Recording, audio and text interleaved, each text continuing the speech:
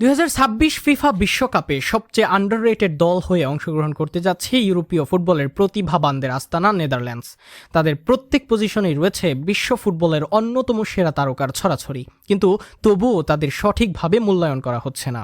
অথচ Latin পরাশক্তি Brazil Argentina থেকে মোটেও পিছিয়ে নেই ডাচরা, বরঞ্চ কিছু ক্ষেত্রে এগিয়েও রয়েছে তারা। চলুন আজকের আয়োজনে দেখে নেই কেমন শক্তিশালী দল নিয়ে আসন্ন বিশ্বকাপে অংশগ্রহণ করতে যাচ্ছে নেদারল্যান্ডস। 2010 বিশ্বকাপে ফাইনাল খেলা দল নেদারল্যান্ডস, সর্বশেষ বিশ্বকাপেও কোয়ার্টার ফাইনালে পৌঁছেছিল ডাচরা। তবে চ্যাম্পিয়ন দল আর্জেন্টিনার কাছে টাইব্রেকারে ভাগ্যে হেরে টুর্নামেন্ট থেকেই বিদায় নিতে হয় তাদের। এইবারের বিশ্বকাপে নেদারল্যান্ডস অন্যতম শক্তিশালী মিডফিল্ড সারি নিয়ে প্রতিযোগিতা করতে চলেছে, যেখানে তাদের সেন্ট্রাল মিডফিল্ডার হিসেবে দায়িত্ব পালন করবেন বার্সেলোনার অন্যতম ভরসার প্রতীক ফ্র্যাঙ্কি ডি ইয়ং। পেদ্রির সাথে জুটি বেঁধে ক্লাব ফুটবলের অন্যতম সেরা মিডফিল্ডার জুটির একজনই ডাচম্যান। একজন সেন্টার ডিফেন্সিভ মিডফিল্ডার রোলে ডাচদের হয়ে অবদান রাখবেন এই তারকা। তার পাসিং অ্যাকিউরেসি, টাইট স্পেসে ড্রিবল করে বেরিয়ে যাওয়া কিংবা দলের ট্রানজিশন ফেজে কন্ট্রোল আনা, সবকিছুতেই অনবদ্য সে। ডিপ থেকে বল নিয়ে ফ্রন্টে নিয়ে যাওয়া তার স্পেশাল বৈশিষ্ট্য। নেদারল্যান্ডসের মিডফিল্ডে রয়েছে গ্রাফেনবার্চের মতো এলিট মিডফিল্ডার। আর্নে স্লটের অধীনে লিভারপুলের প্রিমিয়ার লিগ জয়ের পেছনে সবচেয়ে বেশি অবদান ছিল এই ডাচ মিডফিল্ডারের। গ্রাফেনবার্চের পজিশন মূলত নাম্বার 8 রুলে হলেও ক্লাবে নাম্বার 6 পজিশনে নিজেকে প্রমাণ করেছেন, তাই নেদারল্যান্ডস জাতীয় দলে তাকে মিডফিল্ডে যে কোনো রুলে খেলানো সম্ভব।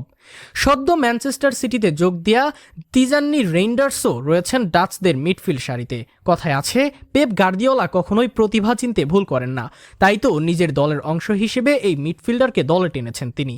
এসি মিলানের হয়ে দুর্দান্ত পারফরমেন্স করে এগিয়ে গিয়েছেন এই ডাচ মিডফিল্ডার। বিশ্বকাপে নেদারল্যান্ডসের হয়ে তার শুরুর একাদশে থাকার সম্ভাবনা রয়েছে প্রচুর। মিডফিল্ডার সারি থেকে ডিফেন্স লাইনের দিকে দৃষ্টি রাখলেও বলা যায় নেদারল্যান্ডসের ডিফেন্স বিশ্বের অন্যতম সেরা ডিফেন্স লাইনের একটি। তাদের ডিফেন্স লাইনে সেন্টার ব্যাক হিসেবে নেতৃত্ব দেবেন ফুটবল ইতিহাসের অন্যতম সেরা ডিফেন্ডার হিসেবে বিবেচনা করা হয় যাকে, সেই ভার্জিল ভন ডাইক রয়েছেন ডাচদের ভরসার জায়গায়। ভন ডাইকের সাথে সেন্টার ব্যাক পজিশনে জুটি বাঁধতে পারেন ম্যানচেস্টার সিটির নাথান আকে। ফুল ব্যাক পজিশনেও রয়েছে ডাচদের হাতে অনেক অপশন, যার মধ্যে আর্সেনালের হয়ে দুর্দান্ত পারফরমেন্স করা জুরিয়ান টিম্বার রয়েছেন, ইন্টার মিলানের ডামফ্রিজ, লিভারপুলের ফ্রিম্পংও আছেন এই পজিশনে। রাইট ফুল ব্যাক হিসেবে টটেনহ্যামের ভ্যান ডে ভ্যান সার্ভিস দেবেন। ইংলিশ প্রিমিয়ার লিগের গোলকিপারদের মধ্যে এই মৌসুমে সবচেয়ে ধারাবাহিক পারফর্মার হচ্ছেন ব্রাইটনের গোলপোস্টের প্রহরী ভারব্রুগেন। নেদারল্যান্ডসও নিঃসন্দেহে বিশ্বকাপে তার উপর গোলবারের দায়িত্ব দিতে পারে। তবে নেদারল্যান্ডসের তুলনামূলক দুর্বল জায়গা হচ্ছে তাদের ফরওয়ার্ড লাইন, যেখানে লেফট উইংয়ে থাকছেন গাপকো, নাম্বার 9 হিসেবে মামফ্রেস ডিপে, রাইট উইংয়ে অ্যাস্টন ভিলার বেঞ্চে কাটানো মালেন।